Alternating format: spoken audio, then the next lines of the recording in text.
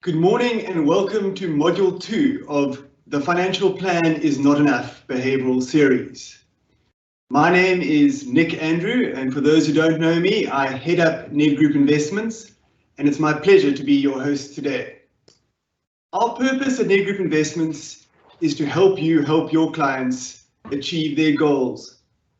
We do this by focusing on delivering long-term performance by identifying exceptional best-of-breed managers who we believe have a sustainable edge in their area of expertise.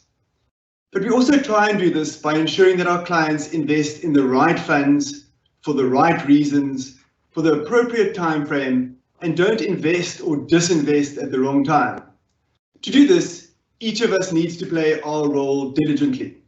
Ned Group Investments needs to make sure we communicate timelessly and effectively, especially when market conditions are very volatile. You, the advisor, play the critical role of behavioural coach and need to have the correct conversations with your clients. And the client ultimately needs to understand the impact of their emotions and subsequent actions on whether or not they will achieve their goals. You as the advisor play such an important role in times like this, and engaging appropriately with clients is so critical. And that is why we decided to run this series, The Financial Plan is Not Enough, together with Neil Bage, Director of Behavioural Insights at BIQ, an award-winning fintech company based in the UK. BIQ has been set up specifically to help advisors understand their clients better, so that they can communicate better with each of them and ultimately help them achieve better outcomes. In the first of our three-part series on Monday, titled Being Human During Times of Uncertainty, Neil shared with all of us how each of us feel and deal with uncertainty, complexity, and fear, and exploring why what we say to clients and how we say it really matters. Today, in Module 2, titled What's Going On Inside Your Clients' Heads, Neil will dig a little deeper. He's going to look at our capacity for thinking, our two modes, heuristics and behavioural biases, but also hopefully test us and help us learn about ourselves as well. A reminder that if you have a question, please post it, and hopefully we'll be able to address a few at the end. Neil, I hope you're well, and we look forward to Module 2. Thank you, Nick. It's great to be back for this part and to continue the dialogue that we kicked off last time. So I did smile, sorry, when you said he's going to, reveal biases on the call, because it's a real challenge to do what I'm about to do today. So I hope it works. I really do. If it doesn't, to everybody listening, please forgive me, because we are going to try something pretty unique today.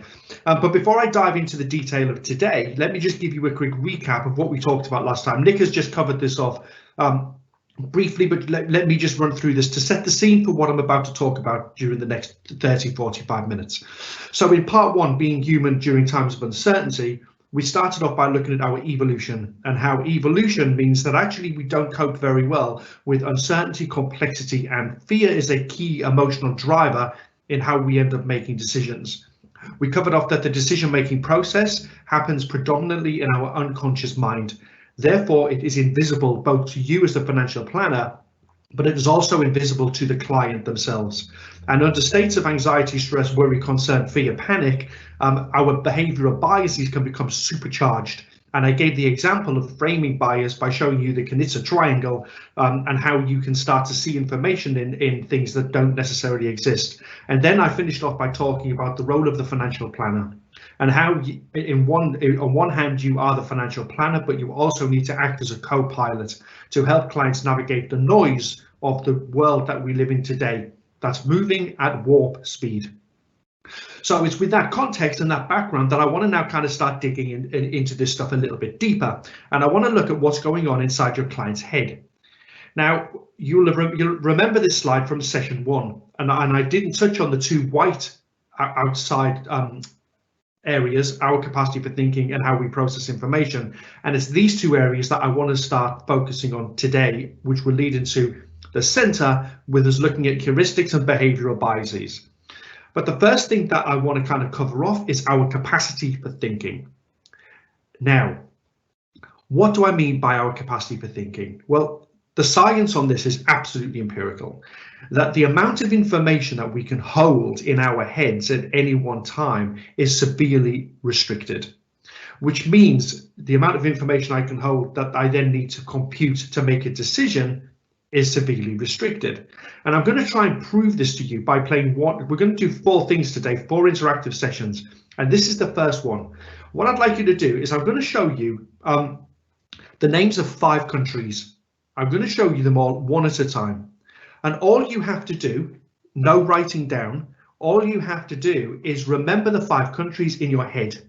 That's it. There's 2 parts to this question.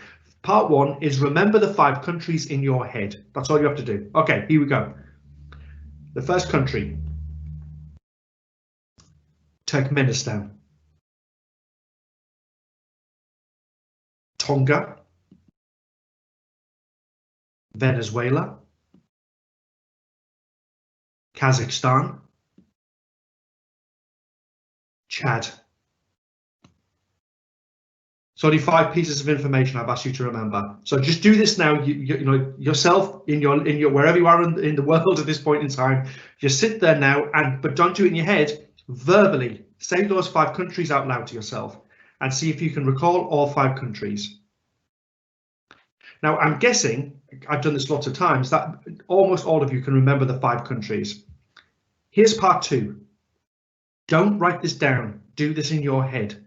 I would like you to tell me, of those 5 countries, which one of them has the most vowels in its name.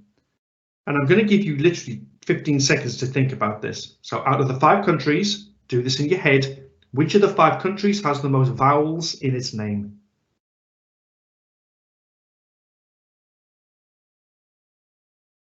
Now it becomes quite tricky at this point because, of course, you can't write that down and you can't look. So you have to go through each one of them and spell them all in your head, and then at the same time remember what the 5 were, that you don't miss any one of the 5 out. Now what this simple exercise shows you, I'll tell you the answer in a second. What this simple exercise shows us is that when we engage in deliberate thought, when we have to slow down, and when we have to only use our mental capacity to think, in terms of that capacity, it's severely limited. It's limited in terms of the operations it can go through as well.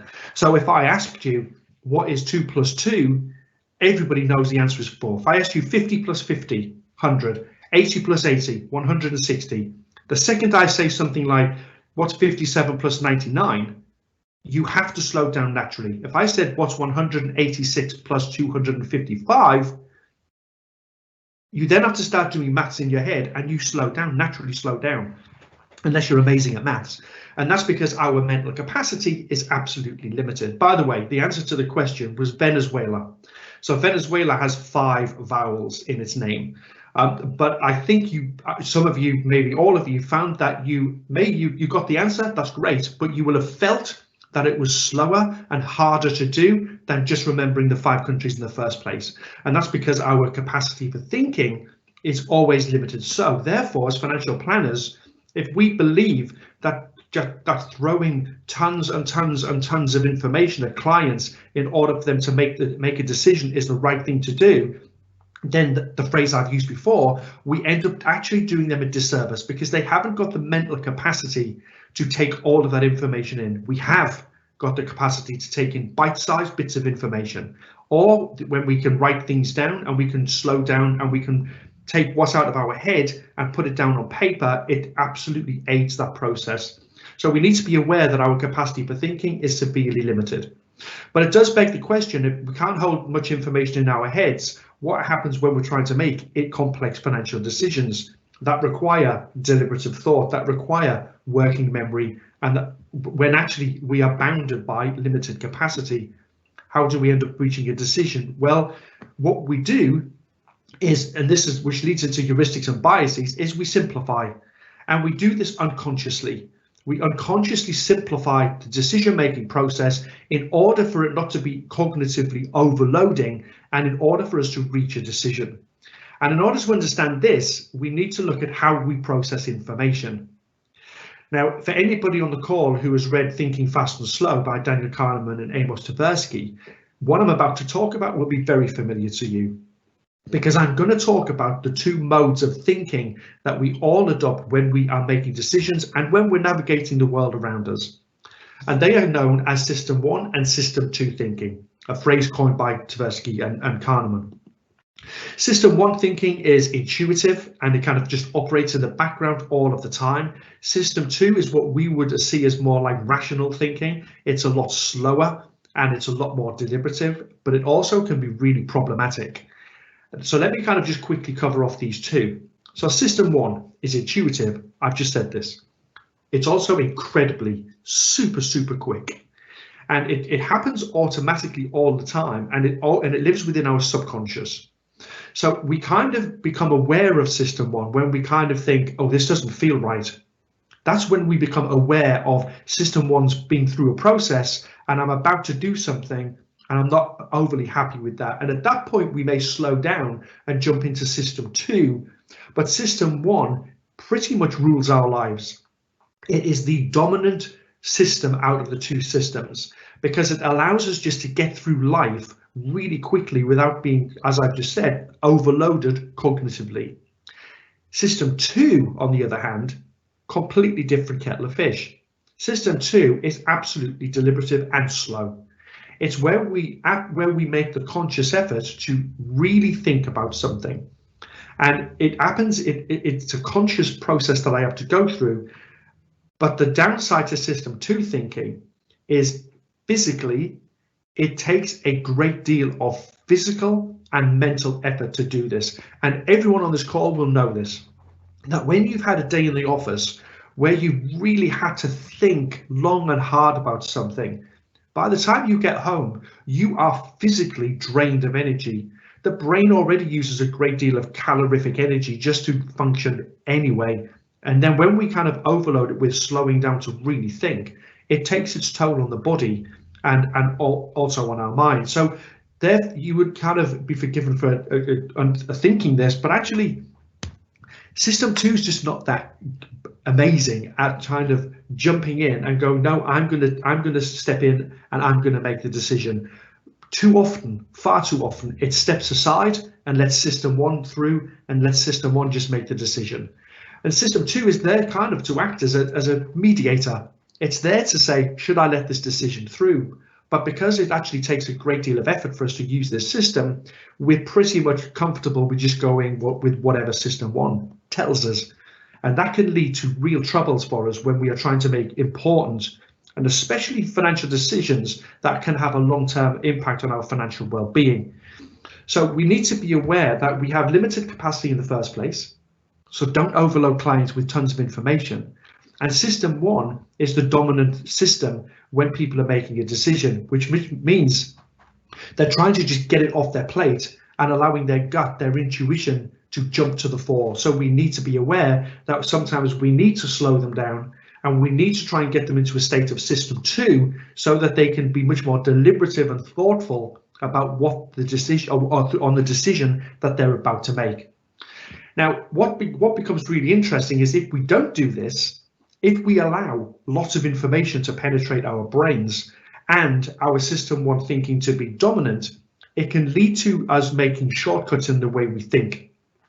And these shortcuts are what are known as heuristics.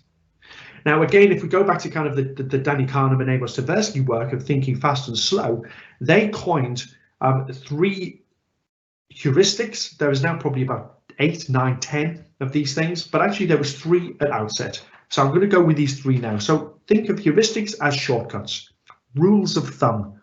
These aren't about getting or making the right decision. They are about making a quick decision. And that is completely different to reaching the right choice for me and my financial plan. So the 3 main heuristics that we all exhibit, every human being exhibits. First off is the availability heuristic. And the availability heuristic is all about what comes to mind first. It's really hard. So if I said to you, fish, and I said it's a random word, right? And then I asked you another question immediately afterwards that was seemingly unrelated, you'll never be able to get that word out of your head in relation to the question I ask you. It'll be there because it's available. It's frequent, it's there, and I can refer to it very quickly. Now, the availability heuristic is really important for decision making, especially when people are glued to social media and to the news, and they are seeing information being bombarded all of the time. That information is available to them when they are making decisions. So in navigating the world, the availability heuristic is actually one of the most dominant ways that we make shortcuts to reach a decision. The representativeness heuristic is all about the probability of an event happening under uncertainty. But what's interesting about the representative heuristic is that it's also responsible for us jumping to conclusions about the categorization of people or things, for example.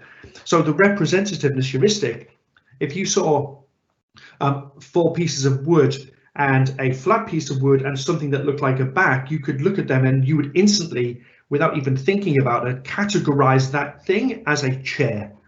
It's if I said to you, I know this woman who is into new age music, she does meditation, she's a real spiritual person, very flower power, very hippie. What do you think she is? Do you think she's a CEO or do you think she's a holistic therapist? And what we do with the representativeness heuristic is we look at the characteristics I've just described and we ascribe them to a particular type of person. And we would say, no, she's more likely to be a holistic therapist. Why is the question? Why can't a CEO of a company be into new age music, be spiritual, and be into massage, for example? So the representativeness heuristic sees us categorizing stuff and basing decisions off the back of that. And then the final heuristic, the final shortcut, the final rule of thumb is the effect heuristic, which is when we make a decision based on how something makes me feel. More to the point, it's how I make a decision based on my current mood or state of mind.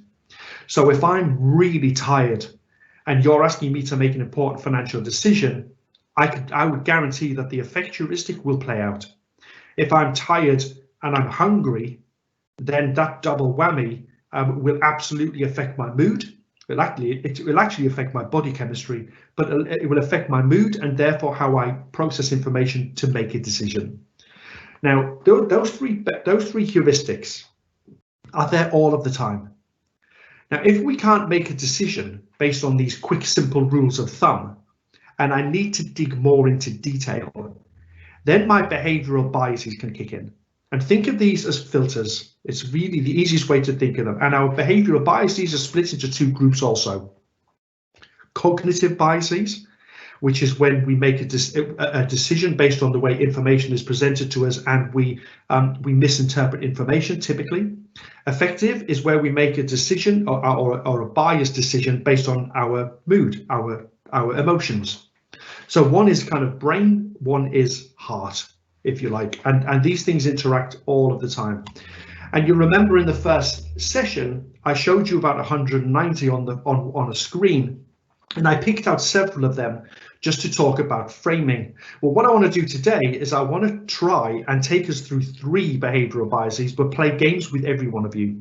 And I'd like you to take part and just kind of go with your gut instinct all of the time.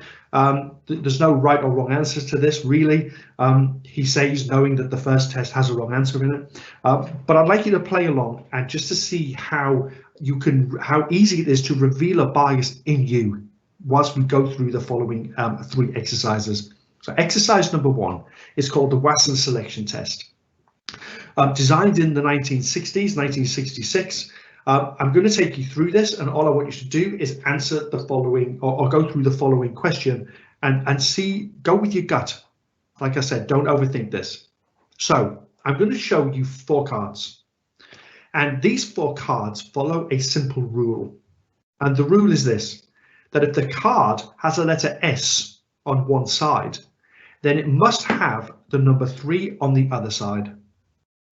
Now, we already know for certain that every card has a letter on one side and a number on the other. Taking this into account, which card or cards do you definitely need to turn over in order to determine whether the rule has been broken? So let me just, while they're on the screen, let me just do that again. If a card has an S on one side, then it must have a number 3 on the other. which card or cards do I need to turn over to determine whether that rule has been broken? Now, while you just think about that for a second, this test designed in the 60s, there has been numerous versions of this test since. In fact, BIQ within our app Beam, we have a variation of this game called What's the Rule, and it's a really powerful way of revealing the bias that we're talking about here. So, which card or cards do you need to turn over to determine whether this rule has been broken or not? Now, by a mile, most people answer that the cards you need to turn over in order to determine if this rule has been broken are S and 3. Now, I'm guessing, again, because I can't see this isn't it for wholly interactive, but I'm guessing that the majority of you will have said S and 3. And that's perfectly normal, because that actually makes sense, because the kind of the rule says if it has an S on one side, then it must have a 3 on the other side. But if you did choose S and 3, you are only 50% correct. The correct answer to this question is you need to turn over S and you need to turn over 7. Now let me explain why. If you turn over S and there isn't a 3 on the other side, of course the rule has been broken. That's explicit. It actually says that in the rules. But it doesn't say in that rule that if a card has a 3 on one side, it must have an S on the other. It doesn't say that.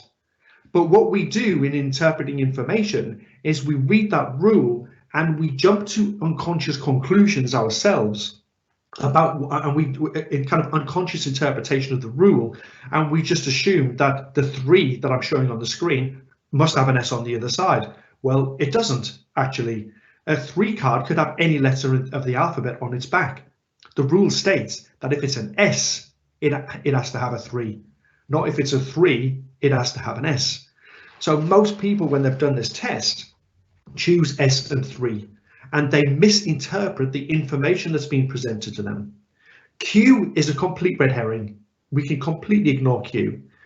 But if I turn that 7 over and there is an S on the back, then the rule has been broken, because every card with an S on it has to have a 3 on the back.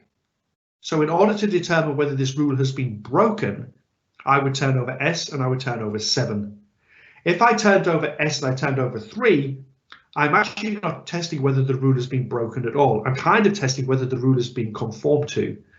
So understanding the way we process information kind of allows us to reveal a particular behavioral bias. And if you kind of just went with S and 3, and then you stopped yourself and you didn't try and explore other options, which is what's known as hypothesis testing. If you didn't do any hypothesis testing and sat there and think, I think it's S and 3, but could it be 7? Or could it be Q? If you didn't do that and you just landed on S and 3 and kind of went, job done, then the bias that you are falling for is confirmation bias. And confirmation bias from a behavioral bias perspective is what psychologists refer to as the mother of all behavioral biases. And it's where we search for or interpret information that only aligns to my existing beliefs or views, whilst at exactly the same time ignoring anything that could prove that I'm wrong. And it's a really dominant, powerful behavioral bias that every human being suffers with. Now, what's really interesting is we've done lots of research into many particular behavioral biases, including confirmation bias. And on a scale of 0 to 100, if 100 is the most biased you can be and 0 is the least biased you can be, the average confirmation bias score across the UK is 87, which shows you how biased people are. When they land on an idea, they typically don't explore other options in that process. You know, so if I said to you, I'm going to give you 3 numbers, and this is a great party game if you're sad like me. If you said to people, I'm going to give you 3 numbers and they follow a pattern, and the numbers are 2, 4, 8. Now, immediately, everyone here listening will have already figured out what that pattern could be. And if I said, let me give you another 3 numbers that follow the same pattern, 10, 20, 40. What I'm doing is I'm giving you information, and if you would jump to a conclusion on that those first three numbers, those next three numbers have probably just confirmed your suspicion that the number is doubling every time. But that's not the pattern that I've used. And the only way you can figure out what the pattern is by hypothesis testing, by giving me numbers that go completely against what you're thinking. So if you do think that they double every time, perhaps you could say maybe 1, 2, 3. And then I would say to you, by the way, they also follow my pattern. And at that point, you've got a new piece of information, and you can use that new piece of information, add it to what you already know, and start to think about what the answer is. It's a great little party game. Like I said, the answer, by the way, is every number has to just be sequential. But when you throw a pattern, and we love pattern recognition as humans, people instantly jump to a conclusion and then arrive at a choice that is absolutely full of confirmation bias. So we need to make sure when we're dealing with clients that we are not allowing them in the information in our interactions to just be, we're not playing to their confirmation bias. It's a really important point. Game number 2, one of my favorite games I've ever played is word cloud. What I'm going to do is I'm going to show you a word cloud. So it's a shape of words, and it's going to be on the screen for no longer than 10 seconds. And all you have to do is remember as many words as you possibly can. So I'm going to show you the word cloud. I'm going to be quiet, and then I'm going to come back and ask you some questions. So here we go.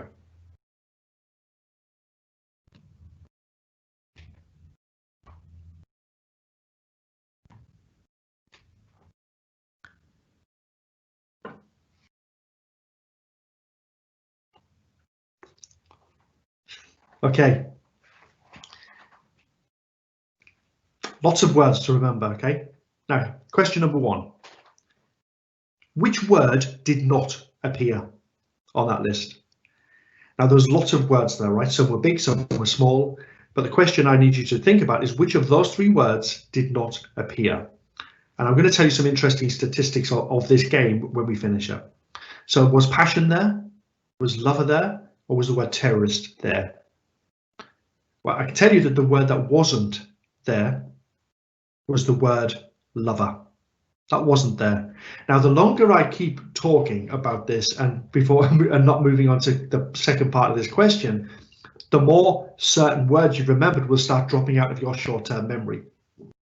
So the idea behind this is to drag it out as long as I possibly can, but I'm not going to. So part 2, same question, same format. Which word did not appear?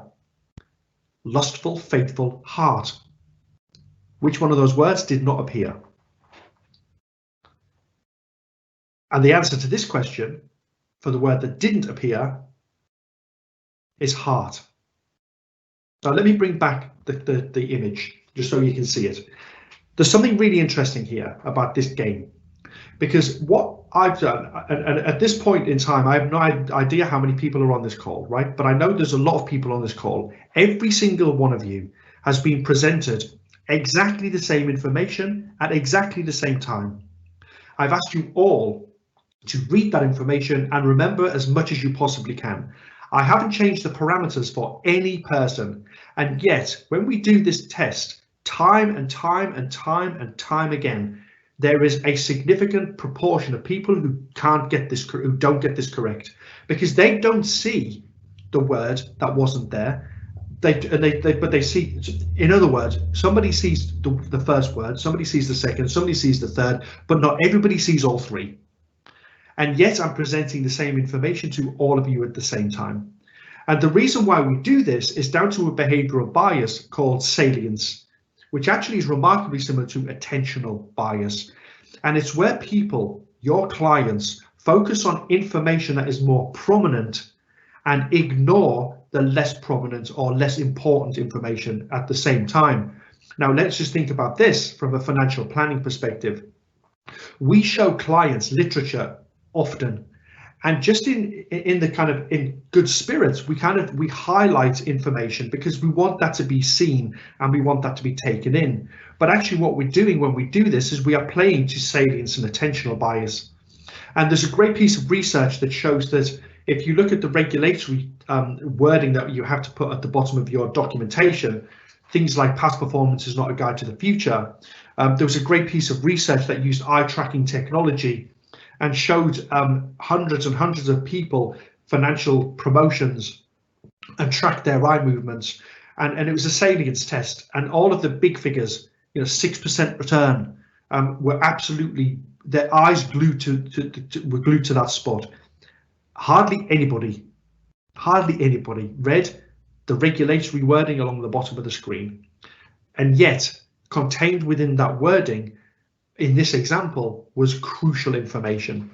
And because the company who were doing it had decided that information is important, but it won't be important to the client, they won't read it, they'd reduced it to font size 5 and they'd shoved it at the bottom of the page. And actually what that then meant is that salience kicks in. People only paid attention to what they wanted to and ignored crucial information at the same time. This is how scammers get away with what they do. There's an example in the UK of a company called London Capital Finance who started to sell mini bonds and they played to salience, but they played to several other behavioural biases too. But their advert was absolutely riddled with behavioural bias manipulation. And all of their crucial information, like the fact that people were putting in their money, but they weren't investing their money, that money was being borrowed out. And people were basically, or they were giving it to other companies who were paying them a fee, and they were using the fees to pay back clients. It was absolutely, the whole thing was a massive scam. Huge press coverage in the UK when it all went pop. All the directors ended up going to jail. It was marketed through a company owned by the directors of the company who were charging the company £30 million to do the marketing. The whole thing was terrible. But the point of this is they absolutely manipulated these behavioural biases. They made things stand out and they made the important information in effect disappear. So really important in relation also to framing is how we present information to clients. And then the last game that I'm going to go through with you is a quick quiz, only a 1-question quiz. And I would like you to answer the following question completely with just your instinct. Don't overthink this. Just go with what you think. And once you've landed on an answer, stick with your answer. OK, so here we go. The question is this. The biceps femoris is the correct anatomical name for the tricep muscle here. Is that true or false? Once you've landed on your answer, don't change your mind. Okay, right, that's part 1. Part 2, how confident are you that you are right in your answer?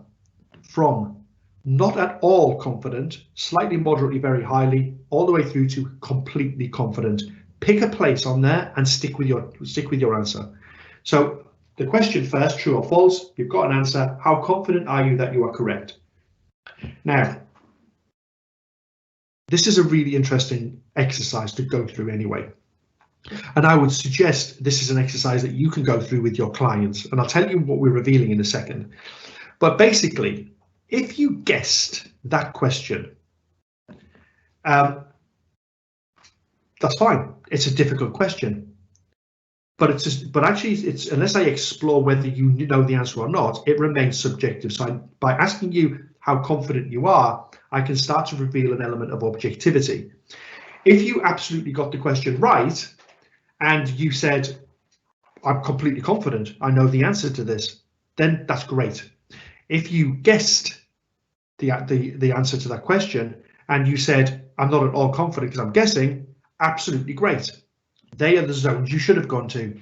But if you were guessing that question, and you said you were completely confident, then you are falling for overconfidence, right? That's kind of like the bleeding obvious. If you're guessing something and you don't know the answer, and then I say, how confident are you? And you say completely, then that's overconfident. If you knew the answer and you went to, I'm not at all confident, then you were showing the opposite. You were showing underconfidence. Now, why this is important is we tend to ask clients questions in relation to financial planning, but which are subjective questions. For example, and I'm not saying that this is one of those questions, but as an example, I could say to somebody, do you know what the function of the stock market is? And they could say, yes, yeah, I do. Absolutely, I do. It's subjective.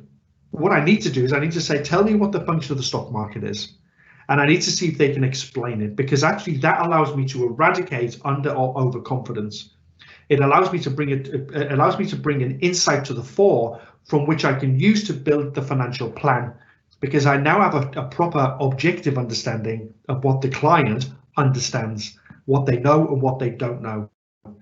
And this behavioral bias, underconfidence, overconfidence, is really important, because what we need to do is, when you have your clients who are exhibiting overconfidence, metaphorically, they need a kind of a gentle little tap on the cheeks to calm down.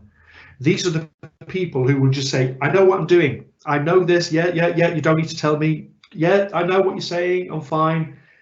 Because they are being bolstered by their ego, by their overconfidence. On the other hand, you could have clients who absolutely know quite a lot, but they are underconfident. And these are the people whose hand you need to hold.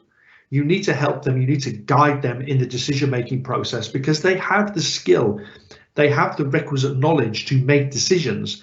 It's just that they feel as if they haven't. So drawing that out in people is really important also.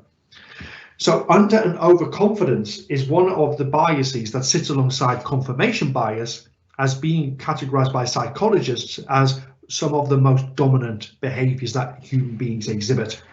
So you could imagine if somebody comes to you and they are overconfident, so that's bias number one, and they come to you with a view or opinion, confirmation bias, the two of those things could fuel each other. And it's in understanding that they are suffering with confirmation bias and having the ability to draw that out and do something about it, and that they are overconfident, and you can therefore put a plan in place to calm them down. Can you get them into a place, a calm kind of reflective state that allows us to have proper conversations with them in relation to decision making? Now, overconfidence, I just mentioned, when I mentioned overconfidence, I mentioned these two phrases, subjective knowledge and objective knowledge. This is one of the most crucial areas that impact decision making, full stop, which is knowledge.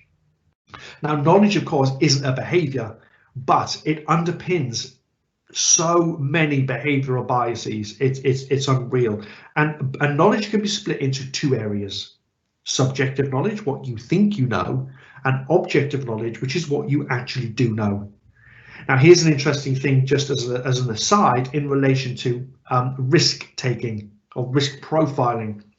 People who have low subjective knowledge and high objective knowledge, in other words, they know much more than they think they do, which is great, tend to be risk seeking, and the true is the other way around, where they become risk avoiding. So the objective knowledge, subjective knowledge distinction is really important to understand, because on one hand you have who the person thinks they are and how they think they navigate the world, their place in the world, etc. The other is the objective reality. And people should not be making financial decisions based on subjective knowledge.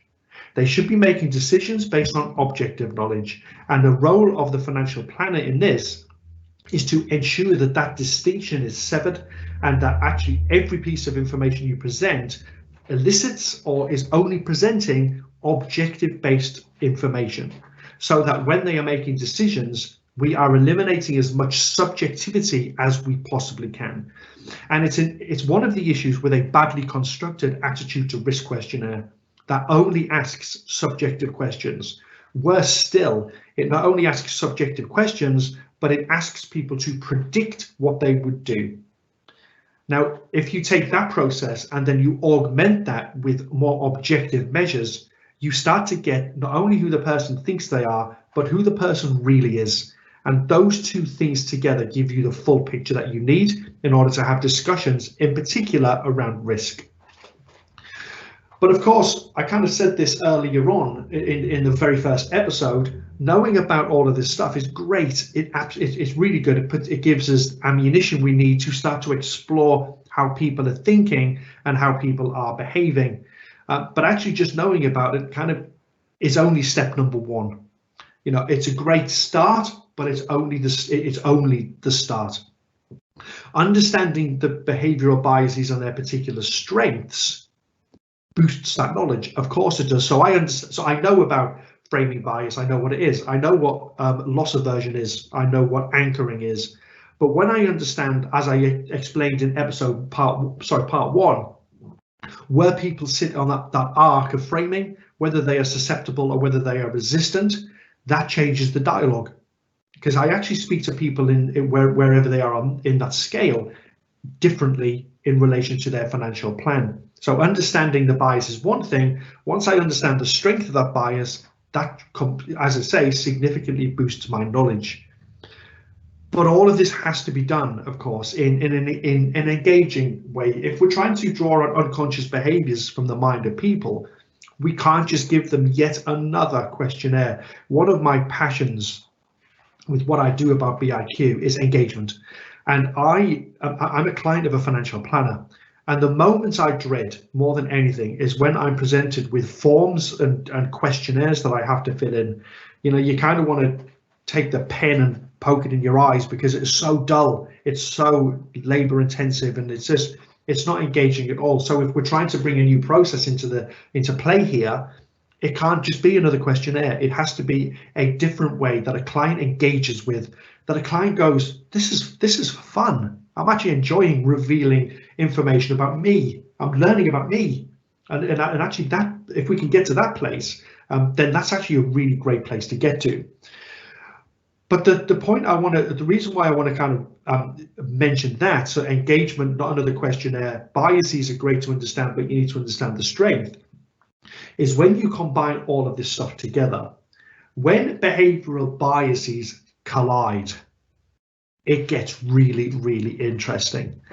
When a client is making a decision, and at that point in time, going on in their head is confirmation bias, framing, anchoring, salience, probability neglect at exactly the same time. Each of those behavioral biases will play off each other. Each of them will inform the other. And the client will end up making a decision. Of course, remember, about 90% of that is happening unconsciously. So these biases are just wreaking havoc. And when they make a decision, they will genuinely believe that it is being made with great thought and care, but actually it has been impacted by multiple behavioral biases. And when these behavioral biases combine, it gets fascinating. It really does. So, for example, if you take confirmation bias, framing, and probability neglect, so probability neglect, as the name suggests, is where we neglect probability. We don't really understand the chance of something happening, and it's why people are happy to get into a car and drive around a motorway at 70 miles an hour and don't worry or think about kind of anything existential, but the second they get in a plane, they think they're going to die. And that's because people don't understand the probabilities of things happening, because when something is familiar, getting in a car, we downplay the probability. When it's unfamiliar, flying in a plane, we overplay the probability. Now, when probability neglect, framing, and confirmation bias combine, they impact a person's judgment. So when your clients are sitting watching the news and they see the markets are falling, whatever, confirmation bias, framing, and probability neglect pop into their heads. They interact the information that they're seeing, and when they reach a decision, these three biases have had an impact on their judgment. And it determines whether people just react with their gut or whether they slow down and think, hang on, I know what the news is saying, but there's clearly more information to be had here. So when biases combine, they create behavioral characteristics. And behavioral characteristics are what ultimately end up driving the decisions that people make. And in part 3 of this 3-part session, so Friday morning, I'm going to delve into behavioral characteristics, what they are, and how they impact the decisions people make, and what you as the financial planner in that relationship can do about that. So I'm saving the best to last. So my parting thoughts before I hand back to Nick. Remember that when people are making decisions, we all have limited capacity to think. We all have limited capacity to deal with lots of information. And our default position when we are bombarded with information is to simplify. And as financial planners dealing with clients, what we don't want to do is give information in the belief that the more information they get, the better informed they'll be, because what people will naturally do is they will simplify, and they will then make a decision based on how they feel, kind of system 1, as opposed to slowing down and being more deliberative, which is system 2. And if they can't do that at that point, then heuristics and biases will help that process along. And remember, with heuristics and also behavioral biases, it's not about making the right decision per se. It's actually about just making a quick decision. It's about getting it done, dusted, off my to-do list, and I don't need to think about it anymore. If every decision we made was made in a system 2 way, we would never get anything done. But we need to make sure that when we are talking to clients about their financial plan and decisions that will have an impact on their financial well-being long term, that they aren't making decisions just based on their gut feel or because we've overloaded them with information. And of course, as I've just mentioned, when these behavioral biases collide, in a phrase I use all the time, which is a behavioral bias tsunami, when that tsunami arrives, things get really insightful and they get really interesting. And of course, the job here is to make that invisible, everything that's happening in a person's unconscious, wholly visible. And then once we've made it visible, factor that into the financial plan to help clients on the road to financial well-being. So on Friday morning, I'm going to wrap this up by looking at those behavioral characteristics. And we're going to look at 3 behavioral characteristics in particular, which are the 3 most dominant. I'm going to show you how those characteristics are constructed, and I'm going to show you how those characteristics are then triggered by the world around your clients, what they see, what they hear, what they feel, etc., etc. So that's it for part 2 of part 3. I think we finished bang on time, and I'm going to hand back to Nick.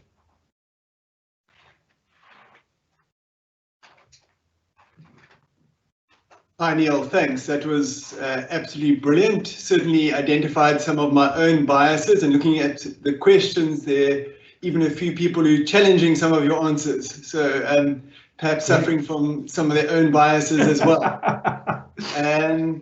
But I do have one of the questions I have, which I think is a really good one, is that I think most of us agree that lots of the value advisors add is in this area of coaching, but clients often don't necessarily realize this or don't necessarily value it or want to pay for it. How do you suggest advisors sort of bridge that gap between where they're adding value and where the clients perceive the value is added? And I've seen this has been in, I mean, this is a question, but I've seen similar research showing the same challenges. I think it is a real challenge. It is, and I can only go from the companies that I work with here in the UK and a company I do work with in the US. For me, in the financial planning realm, I think it's actually about the process that a financial planner has. So, for example, what the kind of the methodology, if you like, I use is coaching, planning, advice, in that order, not the other way around. So what you do is you are a financial planner, right? We don't need to become behavioral coaches. We don't need to become therapists, but having coaching skills is different to having planning skills. So going through a process of learning how to coach, how to question, more to the point, how to listen, is really important. And every time you engage with a client, a new client or an existing client, coaching is the first step in that process. The planning becomes the output from understanding who the client is. And then the advice actually is just the mechanism for making it happen. So if people adopted a coaching planning advice model, what happens and what I'm seeing with the firms I work with is actually it's not kind of categorized as a distinct service. It just is the service. And people, the feedback those advisors get from clients is that, wow, they really get to know me. That, you know, the real me, and people value that because that then creates a slightly different level of trust. Instead of just being kind of, oh, hi Nick, nice to meet you, let me fill in a few regulatory forms, the know your client process, brilliant, let's talk about your dreams and aspirations. That's fine and that's great, it really is great and it's valuable, but it's not really getting to know you. It's not getting to know what's going on inside your head, what drives you, what your motivations are, what your values are, what your guiding principles are. And all of those can be drawn out through a coaching process. So my suggestion is to bring this into a financial planning business, and therefore for it to be valued both by the clients and the business itself, is to make sure that you can factor in coaching. And I've purposely avoided the phrase behavioural coaching in this, by the way. So coaching, planning, then advice. And what that is underpinned with is behavioural insight. So you coach with behavioural insight. You don't behaviourally coach. And there's a really important distinction there, because if you start to try and behaviourally coach and you try and tell people that their behaviours are right or wrong, what you typically end up doing is forcing your values and your opinions on them as opposed to them. So Neil Bage, navigates the world. I navigate it in my own unique way. I interpret and take in information in my own unique way. And I have my own values and my own guiding principles that get me through life and make me at the end of the day go to bed thinking, no, I'm a good person and I've made good choices. If my financial planner tells me that my behavior is wrong, what he's actually doing is he's prodding my values and he's prodding my beliefs. And that may be technically the right thing to do, but emotionally and just from a human perspective, it's absolutely the wrong thing to do, because it immediately puts me on the back foot. It immediately makes me reticent to what you're saying. It's like asking someone why. We should never say to someone why, because actually it can put people on the defensive. That's a nice shirt, Nick. Why are you wearing it? Type thing. People go, well, why not? So coaching skills allow us to change the way we speak to people. And if it's underpinned by behavioral insight, then that just makes the planning and the advice part the easier parts of the journey. Great, thanks, Neil. We've got another interesting question where an advisor's asked, how do we balance the regulatory requirements for disclosure with not overloading clients with info, and then I guess falling to a number of these biases that you've talked to if people are overloaded?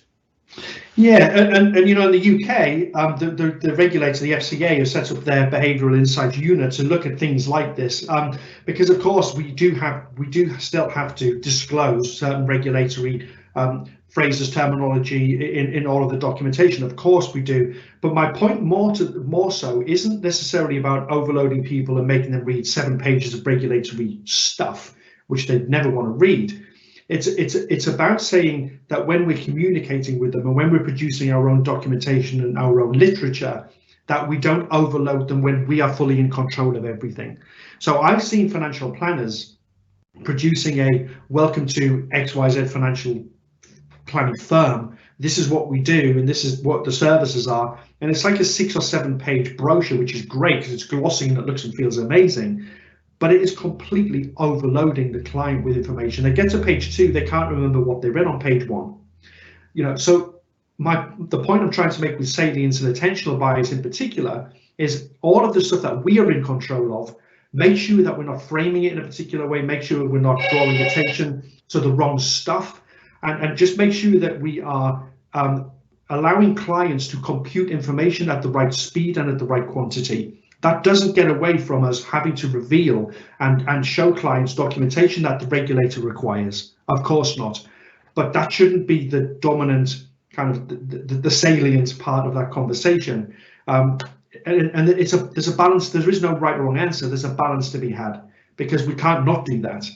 But one of the things that I've seen planners in the UK doing are engaging with the regulator to follow the same process of, this is the regulatory, all of the regulatory stuff is hidden here. Click a box to reveal it and read it and say you've read it. A little bit like terms and conditions on an iPhone. But whether the regulator would ever get to that place is a different kettle of fish. But at least I know in the UK regulators are looking at that type of stuff. So the short answer, it's a balance. But everything we're in control of, just make sure that we're not overloading clients with lots and lots of things because we think they need to see it all, when the reality is they don't. Great. And then one last question, and I think you have addressed aspects of this, but as an advisor who really likes this concept and perhaps is aware of it and becoming more aware of it, but it seems a bit overwhelming. Where's the best practical place to start? And I guess you have identified some of this, but where have you found with the advisors that you've dealt with that you get sort of best bang for buck as you start going into this arena? So I would say the first thing to learn about is, so the first thing to do for anybody who wants to start out on this journey is to get a good base understanding of just behavioural biases and how they play out, and accepting that they are absolutely dominant. Just having that understanding, I'd said, is a great place to start. I also said it's not enough, but it's a great place to start. And if I was starting out afresh, the first thing I would do is I would just pick up a couple of books and I would start reading about behavioural biases and how they interact with the investment process, for example. So 2 books, you've got The Behavioural Investor by Dr. Daniel Crosby, which is a great book to read, and The Geometry of Wealth by Dr. Brian Portnoy. Both of those books give you a really simple understanding of what goes on in people's heads and how it manifests itself in relation to investing. And that's a great foundational piece of work that anybody can do, because it starts to open up your mind to how behavioural biases have a real world impact. When you've done that, if you to move on, then there's a whole raft of other books that you can read. But of course, companies like BIQ, we are a behavioural insights company, and the services that we provide are all about revealing behavioural biases, presenting them as behavioural characteristics, and then giving advisors access to information that allows them to factor that practically into their financial planning process. But I would say for anybody starting out, read a couple of really easy to read and enjoyable books first, and then try and engage with systems and tools that are out there that allow you to bring that to life in your own practice. Great. Thank you very much, Neil, and thank you everyone for attending. A reminder that if you do want to get CPD points, you need to register with your name and details. If you didn't do it this time, if you just contact your Ned Group Investments representative, and also that recordings of these sessions will be made available shortly after the sessions. Also a reminder that tomorrow morning at 10, we'll be hosting a session with Nikki Weimer, Nedbank's chief economist, who will analyse the details and implications of Minister Mbowene's special budget. This is obviously an incredibly important budget, and due to significant demand, we've actually increased the capacity of the call to allow advisors to invite your clients. If you would like a forwardable invite, please contact your Ned Group Investment representative and we will send you one. And then on Friday, as Neil's mentioned, he will present the 3rd and final module titled Revealing Behavioural Characteristics and what this means for communication and service. And I think you'll get some great practical tips which you're able to apply to your practice and your clients. Once again, thank you very much for joining us. I hope you have a wonderful day. Keep safe.